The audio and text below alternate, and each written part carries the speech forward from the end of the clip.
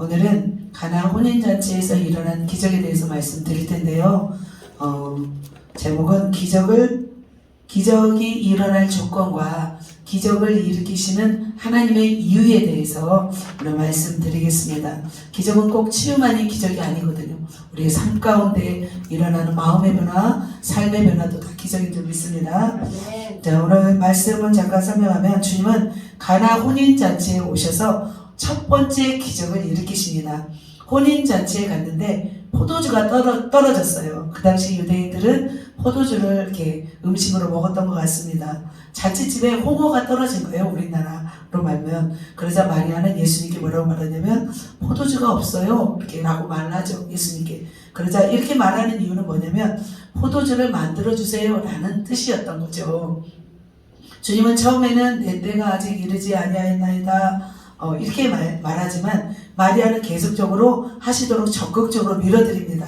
하인들에게 말하기를 너에게 무슨 말씀을 하시든지 그대로 하라 이렇게 또 명령하기도 합니다. 그래서 주님은 먼저 하인들에게 돌 항아리가 있었나 봐요.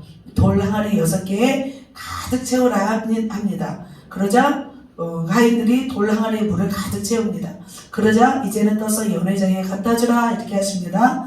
그리고 연회장에 갖다 주었는데 그게 포도주였어요. 물어봤어요. 하나님, 포도주로 변한 다음에 갖다 주었나요? 떠다 주는데 포도주가 됐나요? 했더니 하나님은 포도주로 변한 다음에 하인들이 갖다 주었다. 하인들은 뭐 물을 갖다 주겠어요? 포도주를 갖다 주죠. 그거는. 그래서 주님이 그렇게 말씀하시더라고요. 많은 사람 앞에서 예수님은 첫 번째 사역할 때는 기적을 일으킬 때는 내가 막 기적을 행한다 이러지 않았어요. 마술사처럼 막 멋지게 이렇게 하지도 않았어요. 절도 있게 하나님의 뜻을 따라 기적을 행하셨던 거예요. 근데 그 기적의 내용은 100% 완벽했어요. 아직 미흡해서 우리는 아직 미흡해서 치유도 10% 20% 막 이렇게 되지만 예수님은 100%였던 거예요. 저도 그래서 주님처럼 100% 이렇게 치유되기를 지금 일주일째 지금 사모하고 있습니다. 주님의 치유는 완전했고 주님의 기적은 완전했어요. 물의 성분은 H2O죠. 그런데 포도주 성분은 뭐냐면 당, 주석산, 구연산, 비타민 A, B, 1, 2, C, 뭐 칼슘, 뭐 철분 다 들어있어요. 포도주에는. 그러니까 완전히 새로운 성분으로 변화된 거예요. 포도주에서 물로 바꿀 수는 있을 수도 있을 것 같아요. 그죠? 뭔가 또 반대되는 성분은. 근데 물에서 포도주가 됐다는 것은 무에서 유가 창조된 거예요. 그래서 놀라운 기적을 주님은 하셨습니다. 이 기적은 아무나 할 수 없는, 세상에 흉내낼 수 없는 그런 포도주였어요. 그리고 포도주와 물의 중간이 아니었어요. 물탄 포도주가 아니었어요. 완벽한 포도주로 주님은 이렇게 기적을 행하셨습니다.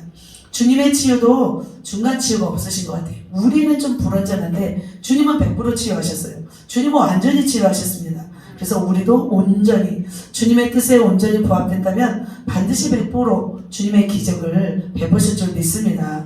그래서 본문 속에서 주님이 100% 이런 기적을 행하셨는데 이 100% 기적이 일어날 수 있는 조건이 무엇일까? 그리고 주님이 왜 이렇게 기적을 행하셨는가? 그 이유를 오늘 본문 말씀에서 오늘 살펴보도록 하겠습니다. 첫 번째로 기적이 일어날 조건입니다. 왜 어떻게 하면 기적이 일어날까? 바로 첫 번째, 바로 2장 첫 번째 1절입니다. 사흘째 되던 날. 이게 저는 핵심이었어요. 이제 4절에 보면은 내 때가 아직 이르지 아니하였나이다 이렇게도 말씀하였지만 사흘째 되는 날이 중요한 거예요. 왜냐면 그 전에는 기적이 일어나지 않았어요. 그리고 예수님이 지금 30세가 이제 넘었는데 사흘째 나흘째 무슨 상관이 있겠어요. 그죠? 지금 계속 살아오셨는데 이 사흘째라 하면 뭐냐면 예수님이 요단 동편에 오셔서 세례 요한한테 세례를 받고 어디로 가시냐면 광야로 가세요. 성령에 이끌려 광야에 가서 40일 동안 금식을 하시고 그리고 나서 마귀가 와서 시험을 해요. 그 시험을 마치고 난 뒤인 거예요. 마치고 난 뒤에 그리고 그 이튿날에는 1장에서 보면은 베드로와 안드레, 야고보, 요한을 부르시는 베드로, 안드레, 빌립, 나다나엘을 부르시는 그 모습이라 그게 이틀째예요. 이제 3일째는 사흘째는 뭐냐면 바로 가나 혼인잔치가 일어난 사건인 거죠. 사람마다 때가 있어요. 그래서 기적이 일어날 때는 딱 하나님의 때에 맞춰서 기적이 일어나고 예수님도 하나님의 때가 되었을 때 바로 이 기적을 행했던 거죠. 우리에게도 때가 있어요. 공부할 때가 있고 결혼할 때가 있고 먹을 때가 있고 잠잘 때가 있고 때는 참 많더라고요. 이처럼 하나님의 때도 있습니다. 하나님이 일하실 때가 있다는 거예요. 주님은 그 시간을 기다리셨다가 하나님의 때가 되자 지금 이렇게 일을 하신 줄 믿습니다. 주님은 30세쯤 되어서 지금 본격적인 사역을 하시기 시작하셨어요. 나사렛에서 예루살렘까지 내려오셔서 세례를 받으시고 그리고 다시 성령에 이끌려서 요단 동편에 가서 시험을 받으시고 시험을 승리하시고 어디로 가냐면 이제는 가나 지역은 갈릴리 지역이에요. 갈릴리 호수 그 다음에 요단강 밑에 사이인데 이 갈릴리로 다시 올라가신 거죠. 그때서부터 이제 주님께서 이제 이 기적을 역사를 이루십니다. 이튿날에는 아까 시몬 베드로 안드레 빌립 나다나엘을 제자로 삼으시고 오늘 바로 사흘째 되는 날 이 가나 혼인잔치에 오신 거예요. 그 사흘째 되는 날 갈릴리 가나 혼례가 있어서 예수의 어머니도 오시고 예수와 그의 제자들도 혼례의 청함을 받았더니 이렇게 말씀하잖아요. 그래서 어떤 친척일 수도 있어요. 예수님과 친척일 수도 있는데 아무튼 청함을 받아서 이렇게 했습니다. 하나님의 시간을 우리는 하나님의 시간을 알 수 없어요. 그래서 하나님의 때를 기다리는 것은 참 쉽지 않은 것 같아요. 그런데 우리의 시간과 하나님의 시간은 다른 것 같아요. 하나님의 시간은 완벽하세요. 우리는 빨리 막 되어지기를 원하잖아요. 빨리 축복받기를 원하잖아요. 그러나 철저히 하나님의 때는 정확한 줄 믿습니다. 요한복음 7장 6절에서 8절에도 나와 있고요. 시간에는 두 가지가 있습니다. 시간에는 어떤 시간이 있냐면 흘러가는 시간이 있고 의미 있는 시간이 있어요. 그것을 뭐라고 말하냐면 크로노스와 카이로스라고 이렇게 말씀을 합니다. 헬라어입니다. 흘러가는 시간을 크로노스라고 해요. 연대기적 시간을 의미합니다. 그래서 이 시간은 천문학적인 어떤 시간들이죠. 해가 뜨고 지면서 이렇게 하루 24시간, 1년 365일 이 시간을 의미합니다. 지구가 자전과 공전을 하면서 결정되는 시간을 의미합니다.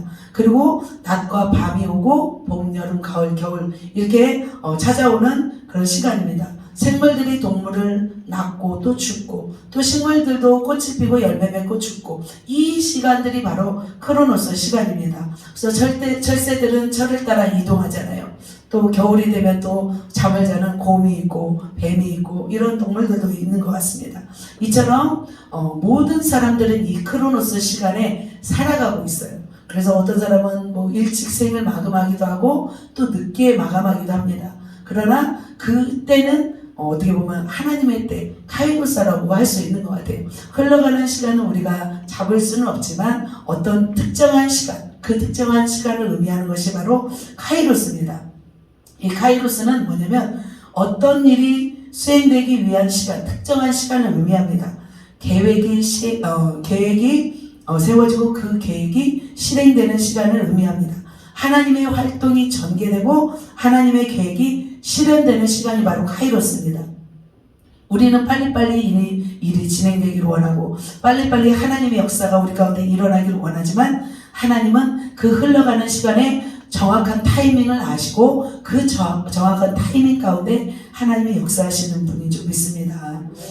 찬양 가운데 그런 찬양 있잖아요. 날이 저물어갈 때 빈들에서 걸을 때 그때가 하나님의 때 내 힘으로 안 될 때 빈손으로 걸을 때 그때가 하나님의 때인가요? 그때가 주가 일하시네 아멘. 여기까지 하겠습니다. 네, 바로 하나님의 때가 있다는 것입니다.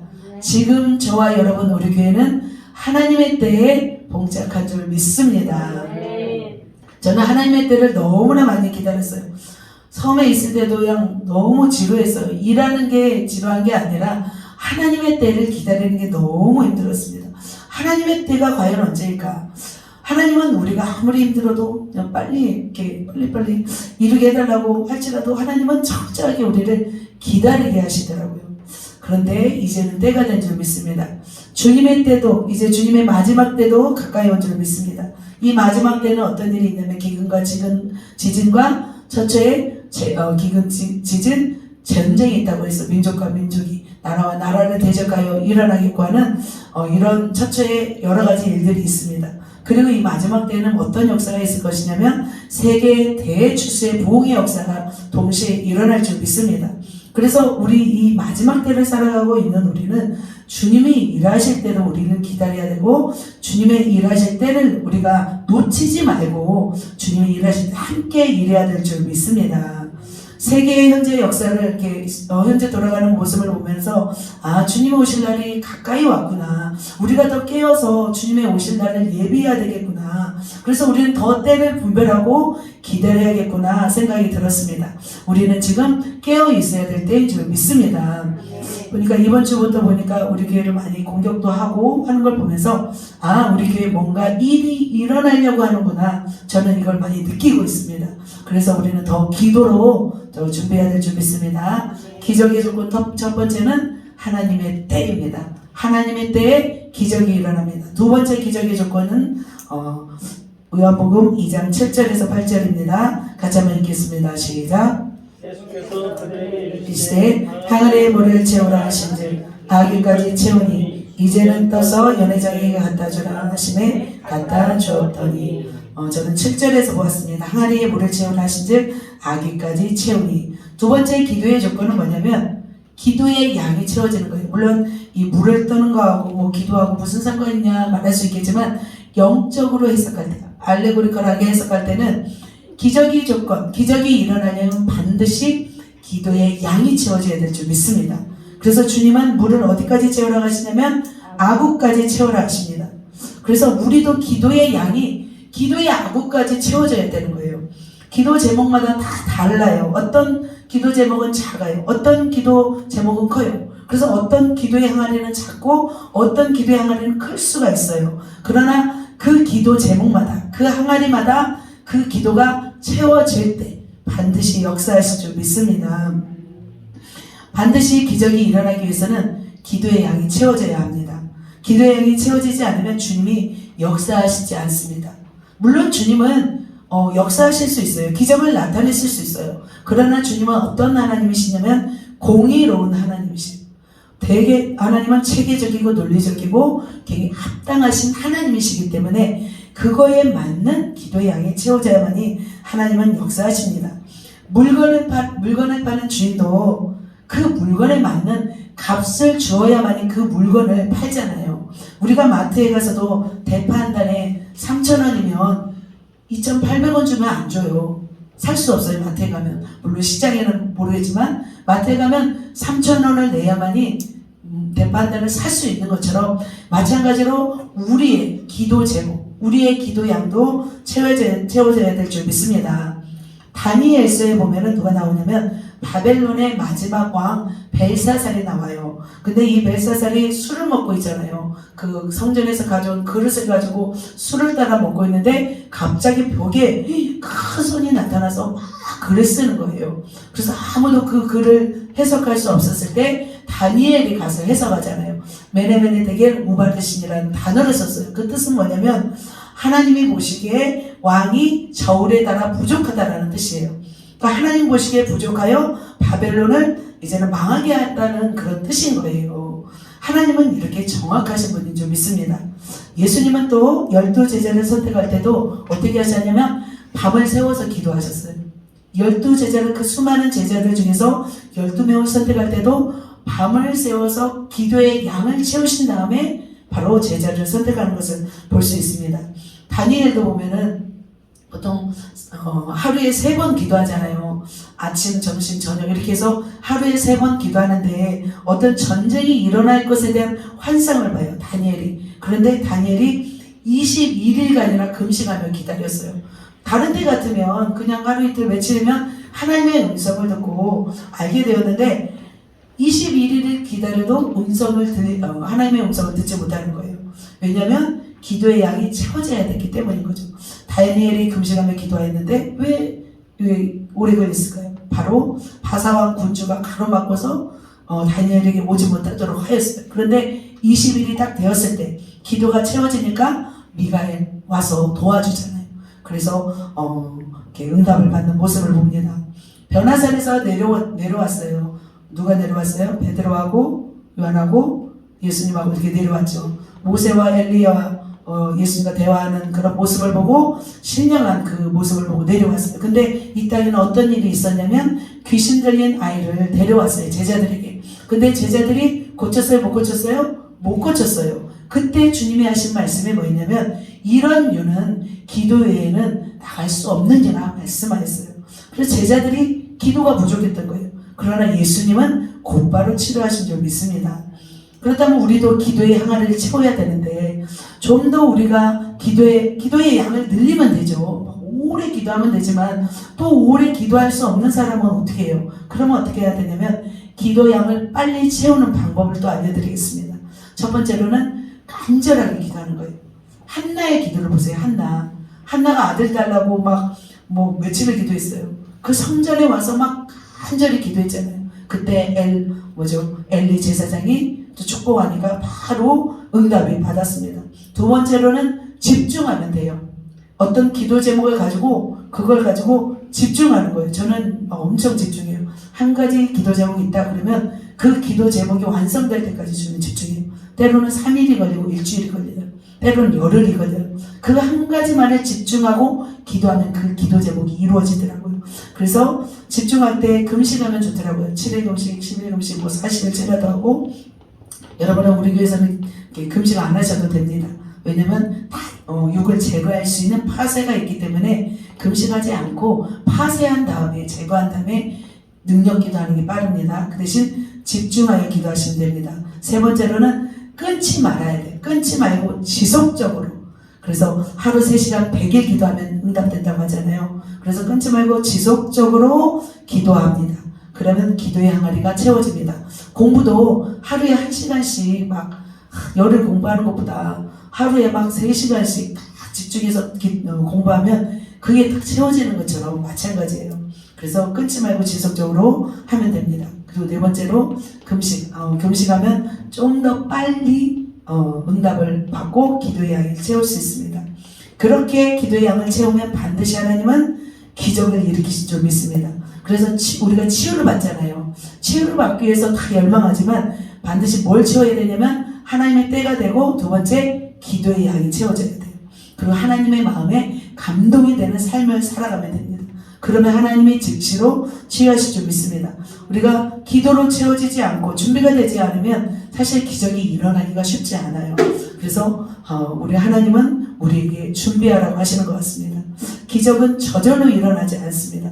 반드시 기도로 준비할 때, 기도의 양이 채워질 때 반드시 일어날 줄 믿습니다. 마지막 세 번째입니다. 기적이 일어나는 조건 세 번째입니다. 바로 순종할 때입니다. 갖다 주라. 8절입니다. 이제는 떠서 연회장에게 갖다 주라 하심에 갖다 주었더니 하인들이 즉시 누구의 명령에 순종해요? 예수님의 명령에 순종합니다. 그러자 기적이 일어났습니다. 우리는 주님이 하라고 하면 됩니다. 순종하면 기적이 일어납니다. 나아만 장군이 나병이 걸려서 엘리사에게 찾아왔습니다. 아람 사람이었는데 이스라엘의 엘리사에게 찾아왔습니다. 그러자 엘리사가 뭐라고 해요? 요단강에 몸을 7번 씻으라. 그러면 네가 낫게 될 것이다. 그러자 이 나아만 장군이 가서 바로 씻어요? 안 씻어요? 안 씻어요. 그러자 하인이 뭐라고 하냐면 이보다 더한 것도 하지 않겠습니까? 씻으세요. 이렇게 하죠. 하인이. 그러자 몸을 7번 씻자마자 몸이 살이 연하여져서 나병이 사라진 걸 보게 됩니다. 그래서 순종해서 바로 이렇게 기적이 일어났습니다. 주님은 나사로가 병들었을 때 무덤에 있을 때 나사로야 나오라 했잖아요. 그래서 만약 나사로가 나와서 지금 살았는데 안 나오고 있었으면 어땠을까 싶어요. 아이고 사람들이 내가 미라 모습으로 나가면 조금 놀랄 텐데 조금 이따 나가야지 하고서 안 나가고 있어봐요.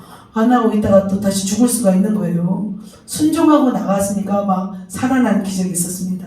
오병이어의 기적도 생각해보세요. 작은 아기가 물고기 5마리, 보리떡 2개를 예수님께 드렸어요. 그리고 예수님이 뭐라고 하냐면 50명씩 떼를 지어서 앉으라고 했어요. 그리고 나서 예수님이 뭐라고 하냐면 제자들한테 나누어 주라 하잖아요. 갑자기 막 산더미같이 쌓여가지고 나눠 주었겠어요? 아니잖아요. 그냥 들고 가가지고 그냥 주면 물고기 주면 또 생기고 물고기 주면 또 생기고 빵 주면 또 생기고 그렇게 하지 않았을까요? 이 오병이의 기적은 제자들이 순종했을 때 이 기적을 본 줄 믿습니다. 마찬가지로 이 순종은 어디서 나오냐면 믿음에서 나오는 줄 믿습니다. 진짜 어려운 상황에서 믿을 때 기적이 일어날 줄 믿습니다. 38년 된 병자가 또 있어요. 주님은 뭐라고 하시냐면 네가 낫고자 하느냐 그랬을 때 막 궁시렁궁시렁해요. 누가 나를 집어넣어주지 않아서 내가 지금 낫지 않습니다. 왜냐하면 38년 된 병자는 그 앞에 작은 호수가 있었나 봐요. 연못이 있었는데 그 천사가 동할 때 제일 먼저 들어가는 사람이 병이 낫는 거예요. 근데 38년 된 병자는 38년 동안 거기 앉아서 한 번을 못 들어가요. 한심하죠. 38년 동안 어떻게 한 번을 못 들어가서 그렇게 아프냐고요. 근데 주님은 오셔서 뭐라고 하냐면 네가 낫고자 하느냐? 이제 일어나 자리를 들고 걸어가라 했어요. 그러자 어떻게 해요? 그 말씀대로 걸어갔죠. 그러자 낫게 됐던 거예요. 만약 38년 된 병자가 걸어가지 않았더라면 낫지 않았을 거예요. 마찬가지로 그렇게 주님은 우리에게 말씀하실 때가 있습니다. 주님은 여러분의 병을 위해서 때로는 운동을 해라. 음식을 잘 먹어라. 그리고 잠을 많이 자라. 스트레칭을 해라. 이렇게 말씀하실 때도 있어요. 그러면 그렇게 해야 되는 거예요. 그것이 주님의 음성인 줄 믿습니다. 그런 일이 있었어요. 어떤 사람이 암이 걸렸어요. 어떤 장로님이 암이 걸렸는데 기도원에 가서 금식을 하고 믿음으로 고치겠다고 하는 그런 장로님이었어요. 근데 하나님은 뭐라고 하셨냐면 그 장로님한테 기도원 가지 말고 음식 조절하고 병원 가라고 했어요. 그런데 끝까지 그분은 기도원에 가셔가지고 고치겠다고 내 믿음으로 내 신앙으로 내가 낫겠다고 막 했대요. 그런데 어떻게 됐냐면 그 장로님이 돌아가셨대요. 왜냐하면 하나님의 음성은 그분이 식이요법 하면서 병원에 가면서 이렇게 또 하나님이 하실 일이 있었던가 보죠. 근데 하나님의 음성을 듣지 않고 자기 고집대로 했을 때 또 병이 도져서 이렇게 암으로 돌아가신 그 사건이 있었습니다. 마찬가지로 중요한 것은 우리가 하나님의 음성에 순종할 때 기적이 일어나는 줄 믿습니다. 저희가 섬에서 이렇게 나오는데 너무 정말 기적이 필요했어요. 왜냐하면 기상청에서는 배가 뜨지 않을 거라고 했어요. 우리는 이미 다 이삿짐센터하고 계약을 맺고 그날 오기로 했던 거예요. 근데 그 전날까지 괜찮았는데 그날부터 이제 막 바람이 불고 막 난리가 났어요. 해양경찰에서도 배가 오지 못할 거라고 하면서 이사를 연기하라고 한 거예요. 벌써 이제 이삿짐센터는 거기 진도에 왔죠. 6시부터 이제 출발했기 때문에 와 있지. 그런데 막 이사비는 또 그렇게 와서 또 우리가 지불해야 되잖아요. 그래서 이사차는 벌써 출발했고 근데 난감한 상황이었어요. 우리가 결단을 해야 될 시간이었어요. 이삿짐은 벌써 다 싸가지고 동네에다가 마당에다 다 펼쳐놓은 보셨잖아요. 지금 마당에다 다 펼쳐놓은 상황에서 우리는 결정을 해야 될 상황이었어요. 바람은 불고 배는 뜨지 않은 상황에서 어떻게 결정해야 될까? 정말 기적이 필요했는데 주님은 말씀하셨어. 오늘 배가 뜰 것이다. 배가 뜰 것이다 말씀했기 때문에 저희는 이사합니다. 그래서 그 이삿짐센터도 출발했던 거예요. 그래서 그 배를 타고 오려고 하는데 날씨가 좋아졌어요. 갑자기 좋아지기 시작했어요. 그래서 기적이 일어나서 그 이삿짐센터가 와서 우리의 짐을 싣고 이 전주로 나온 줄 믿습니다. 아멘. 세 가지입니다. 기적이 일어나는 조건, 하나님의 때. 두 번째, 기도의 양. 세 번째, 뭐요? 순종할. 하나님 맞아요. 순종할 때 기적이 일어납니다. 그렇다면 주님이 기적을 일으켜야 할 이유가 있을까요? 솔직히 말하면 예수님도 주셨지, 성령도 주셨지. 우리는 이렇게 살다가 천국 가면 되는데 주님이 기적을 일으키셔야 할 이유는 사실 없는 거예요. 그런데 여기서는 더 본질적인 이유가 있어요. 기적을 일으키시는 이유. 이것이 중요합니다. 주님은 왜 기적을 일으키시며 사역을 하셨을까요? 주님이 기적을 일으켜야 할 이유가 무엇이었을까요? 그것을 두 가지로 말씀드립니다. 첫 번째로는 기적을 일으키신 이유 첫 번째, 하나님의 영광을 위해서. 하나님의 영광이 아니면 기적이 일어날 이유가 없는 거예요. 너희가 먹든지 마시든지 무엇을 하든지 다 하나님의 영광을 위하여 하라고 하셨습니다. 주님은 기적을 남발하지 않으셨습니다. 주님은 남용하지 않으셨습니다. 아무 때나 기적을 행하지 않으셨습니다. 그 기적을 통하여 하나님께 영광을 돌릴 때 주님이 기적을 행하신 줄 믿습니다. 오병이어의 기적, 예수님이 무리를 거는 사건, 38년대 명작, 죽은 자를 살리는 모든 기적들, 그 가운데 하나님이 원하셨던 것은 하나님의 영광이었습니다. 요한복음 11장에 누가 나오냐면 마리아와 마르다가 나옵니다. 근데 마리아의 오빠 나사로가 병들었다는 소식을 듣습니다.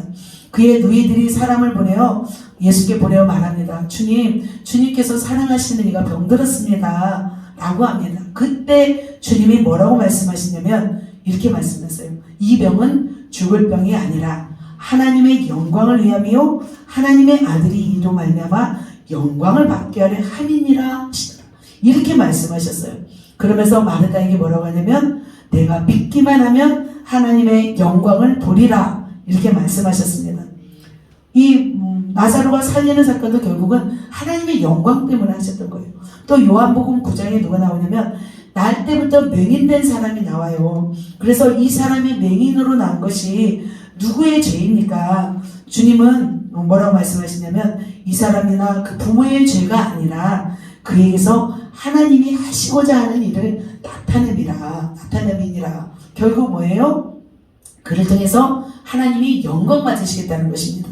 그러면서 실로암 못에 가서 씻으라 이렇게 하자 가서 씻게 되어서 눈이 결국은 떠졌어요. 눈이 밝아진 것을 보게 됩니다.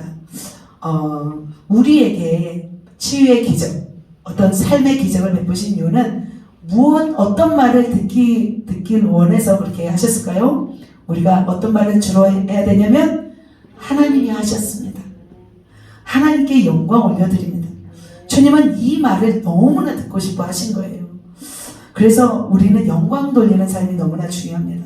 어떤 사람은 그러잖아요. 몰래 와서 치유만 받고 다 씹고 이렇게 하려고 하는 사람이 있습니다. 그래서 간증도 싫어하고 병 나은 척 하지도 않아요.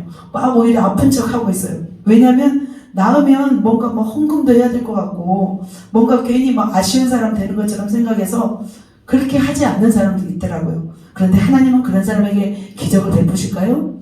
하나님은 절대로 기적을 베풀고 싶지 않으신 사람인 줄 않으십니다. 그래서 하나님은 우리 삶에 기적을 나타내셔서 하나님이 영광 받으시기를 원하십니다. 그래서 우리는 하나님께 영광 돌려야 될 줄 믿습니다. 여기저기서도 성경 여기저기서도 간절한 자가 기적의 주인공이 돼요. 거지 바디메오 같은 경우 다윗의 자손이여 나를 불쌍히 여기소서 하면서 막 소리 지르면서 나가잖아요. 다른 사람 생각하지 않잖아요. 그런 자가 하나님이 치유받습니다. 혈루증 여인도 막 가가지고 예수님 옷자락을 붙잡고 살리잖아요. 또 시돈 지역에 있던 어떤 여인이 오잖아요. 내 딸이 흉악기 귀신 들렸나이다. 그러자 주님이 말씀하십니다. 나는 개들에게는 떡을 주지 않는다 하잖아요. 그러니까 그 여인이 뭐라고요? 개들도 제 주인의 사이에서 떨어지는 부스러기를 먹나이다. 부스러기의 은혜라도 달라고 하는 거예요. 그만큼 이렇게 치유되고 회복되면 하나님께 영광을 돌리겠습니다 하는 마음이죠. 우리도 마찬가지로 다른 사람을 의식하면서 우리가 하는 것이 아니라 내가 치유되면 내가 하나님께 영광 돌리겠습니다. 간증하며 다니겠습니다 하는 자들에게 반드시 기적을 베푸시고 회복하신 줄 믿습니다. 그래서 우리는 어떻게 해야 되냐면 조금만 치유되어도 하나님이 하셨습니다.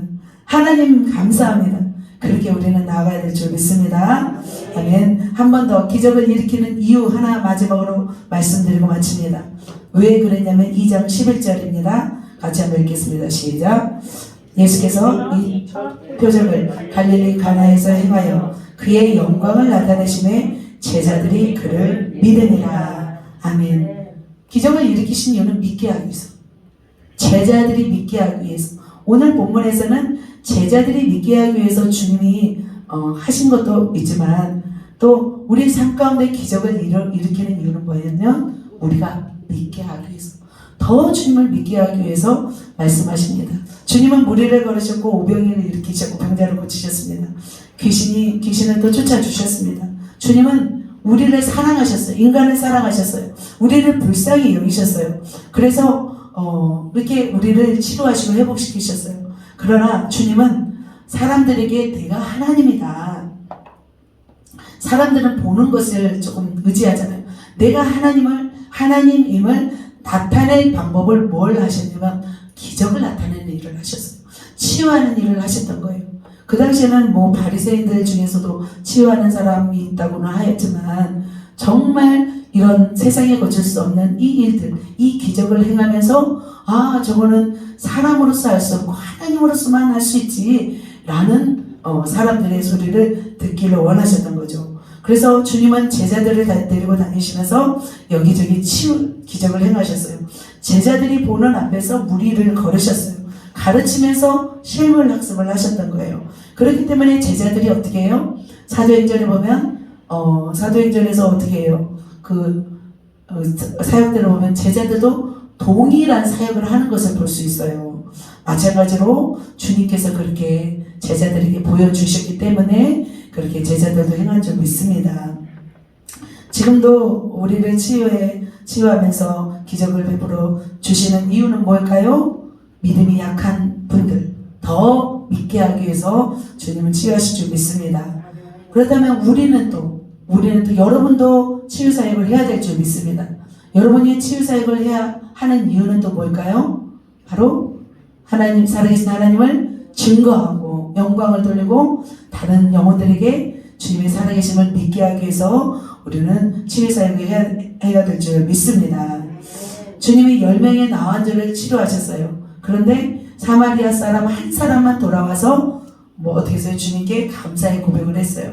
그때 주님이 뭐라고 하시냐면 나머지 고침받은 9명은 어디 있느냐 이렇게 물어보시잖아요.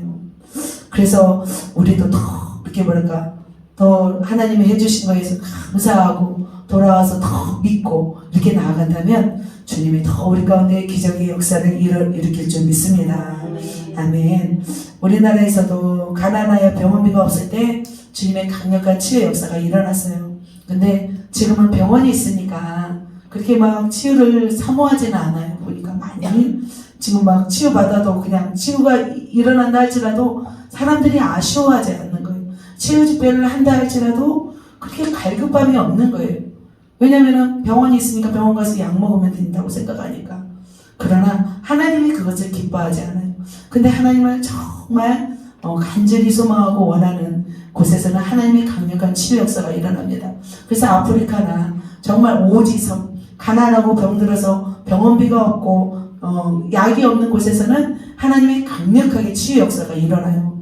막 이빨이 그냥 금리빨로 변하기도 하고 자라나버리기도 하고 또 이게 막 살도 빠지기도 하고 키가 자라기도 하고 불치병들이 치유되기도 하고 그런 역사가 더 일어나고 있어요.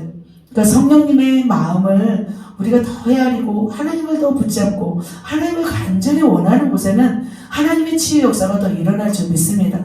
근데 공동체에서 원하지 않고 소망하지 않으면 하나님이 일하시겠어요? 일하지 않는 거예요.